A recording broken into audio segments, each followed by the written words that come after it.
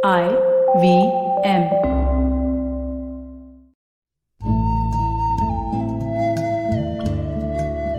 IVM के Hindi travel podcast टेढ़े मेढ़े रास्तों पर आपका स्वागत है। टेढ़े मेढ़े रास्ते ही क्यों? वो इसलिए कि घूमना भी तो ऐसे ही रास्तों की तरह पेचीदा और लगातार उतार चढ़ाव भरा होता है, जहां हर पल कुछ नया देखने और महसूस करने को मिलता रहता है। शर्त बस यही होती है कि आंख कान खुले रहने चाहिए। मैं हूं केशव चतुर्वेदी और मैं आपको ले चलूंगा इस जबरदस्त यात्रा पर और सुनाऊंगा ऐसी मजेदार कहानियां शहरों, किलों, महलों, सड़कों और सबसे अहम इंसानों की, जो पिछले 20 साल से ऐसे ही रास्तों पर भटकते हुए मैंने सिर्फ आपके लिए इकट्ठा की हैं। तो आइए शुरू करते हैं। थिम्पू को भूटान की राजधानी बने अभी कुछ ही दशक हुए हैं, लेकिन उस हिसाब से शहर काफी बसा बसाया दिखता है। राजधानी होने के बावजूद यहां हवाई अड्डा नहीं है। ऐसा इसलिए कि पूरे शहर को ऐसे विकसित किया जा रहा है ताकि आसपास के पर्यावरण पर कम से कम प्रभाव पड़े। अब आप एक सवाल पूछ सकते हैं, तो क्या भूटान हवाई जहाज से नहीं पहुंचा जा सकता? ऐसा नहीं है। थिम्पू से 50 किलोमीटर दूर पारो घाटी में भूटान का अंतर्राष्ट्रीय हवाई अड्डा है, तो आप वहां उतर सकते हैं। यहां सिर्फ भूटान की हवाई सेवा द्रुक एयर ही आती है और विमान से आने वालों को माउंट एवरेस्ट का शानदार नजारा दिखाई देता है। थिम्पू पूरे भूटान में सबसे बड़ा शहर है, फिर भी यहां की आबादी सिर्फ 80,000 है। इतना तो शायद दिल्ली और मुंबई के एक मोहल्ले की आबादी होगी। इतनी कम आबादी के बावजूद यहां के मुख्य बाजार में ट्रैफिक जैम हो जाता है। फिर भी मजाल है कि कोई एक बार भी हॉर्न बजा दे, सब चुपचाप खड़े रहते हैं। कुछ साल पहले शहर में सिर्फ एक ट्रैफिक लाइट लगाई गई थी, बाद में उसे भी हटा दिया गया। कहा जाता है कि भूटानियों ने यह कहा कि उन्हें ट्रैफिक लाइट के बजाय ट्रैफिक पुलिस वाले ही पसंद हैं। तो थिम्पू ही नहीं, पूरा भूटान दुनिया में अब अकेला ऐसा देश बचा है जहां एक भी ट्रैफिक लाइट नहीं है। कुछ मुट्ठी भर पुलिस वाले ही सारा ट्रैफिक संभाल लेते हैं और इनके ट्रैफिक आइलैंड होते भी बहुत सुंदर है। परंपरागत भूटानी रंग में रंगे और पैगोडा स्टाइल में बने आइलैंड देखकर मन करता है वहां जाकर चाय या कॉफी लेकर घंटों बैठे रहे। लेकिन थिम्पू ही पूरे भूटान का ऐसा शहर है जहां बाहरी दुनिया की दस्तक सुनाई और दिखाई पड़ती है। शहर में ऊंची ऊंची इमारतें हैं, लाइब्रेरी है, यूनिवर्सिटी है और शहर के बीचों बीच एक टाउन स्क्वायर है और दुकानों के साइन बोर्ड्स में नियॉन लाइट्स भी दिखाई देती हैं। कुछ बच्चे जीन्स और टी शर्ट पहने हुए भी दिख जाते हैं और कहने को यहाँ पिज्जा भी मिल जाता है। इतना ही नहीं, थिम्पू में भूटान का अकेला फिल्म हॉल है। इसका नाम है लुगर। यहाँ भूटानी और हिंदी की फिल्में लगती हैं। पर फिल्म हॉल में कौन सी फिल्म दिखाई जाएगी, इसका निर्णय सरकार लेती है।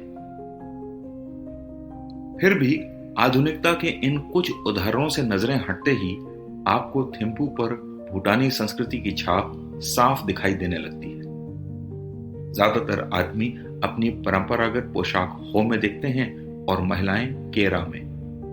हो और केरा असल में एक गाउन की तरह होते हैं। पुरुष उसे अपने घुटने तक उठाकर बांधते हैं, जबकि महिलाएं उसे एड़ी तक ही रखती हैं।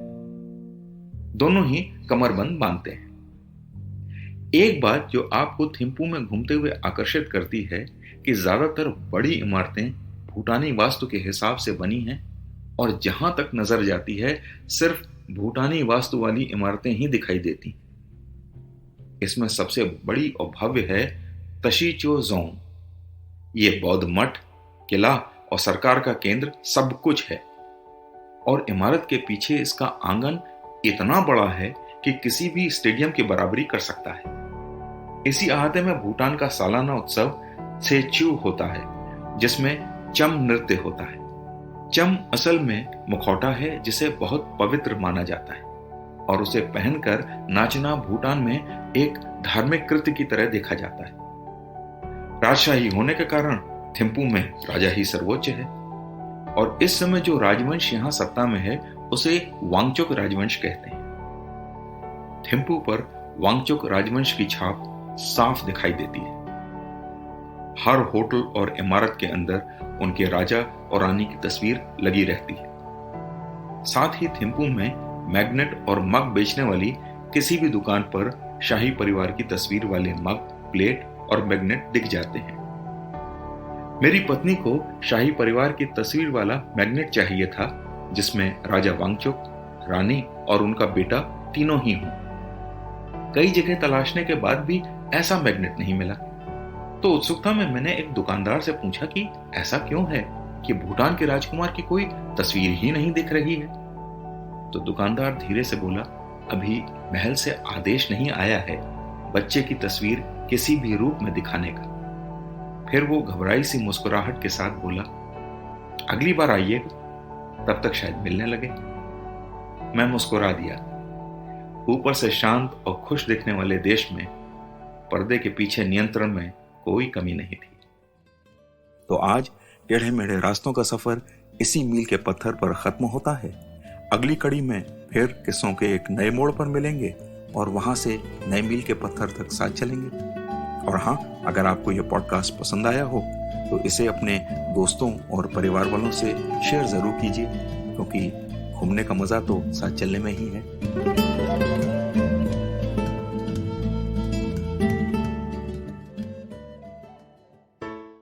Hey everybody, it's been another great week on the IVM Podcast Network. On Storytellers and Storytellers, Vineet talks to music producer Kabir Katpalia. He shares what it was like making music for the film Gerhaiya. On Think Fast, Varun and Suchita are in conversation with Front Row's Ishan Preet Singh. He tells us about all there is to know about the subscription model. On The Wire Talk, Siddharth talks to author Pramod Kapoor about his new book, 1946 Royal Indian Navy Mutiny, The Last War of Independence. On Postcards from Nowhere, Utsav traces the legacy of Sindhis and tells us why crocodiles are important to them.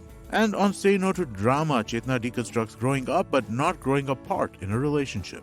Do follow us on social media. We're IVM Podcast on Twitter, Facebook, Instagram, and LinkedIn. And remember, if you're enjoying this show or any of our other shows for that matter, please do tell a friend. The word of mouth really helps. Also, don't forget to rate us on whatever platform you're listening to us and check us out on YouTube. You can check a list of all our channels at ivmpodcast.com/YouTube. And finally, we'd like to thank our sponsors this week, Bank of Baroda and HDFC Life Insurance. Thank you so much for making this possible. Inflation, fiscal deficit, GDP, MSP, NPA, equity market वगैरह वगैरह। दोस्तों, हमने सारे शब्द TV या अखबार में जरूर देखे होंगे या फिर सुने होंगे, पर हम में से कितने लोग हैं जो ये जानते हैं कि इन सब का सीधा प्रभाव पड़ता है हमारी सैलरी पर, हमारे इंक्रीमेंट पर और कमबख्त हमारे खर्चों पर। दोस्तों, मेरा नाम है अभिनव त्रिवेदी और मैं बात कर रहा हूँ इक्का दुक्का इकोनॉमी पॉडकास्ट से, जहाँ पे इस तरह के इकोनॉमिक और फाइनेंशियल टर्म्स को मैं जोड़ूंगा सीधा आपकी जेब से। हर मंगलवार एक नया एपिसोड सुने IVM पॉडकास्ट की वेबसाइट, ऐप या फिर किसी भी अन्य पॉडकास्ट प्लेटफॉर्म पर।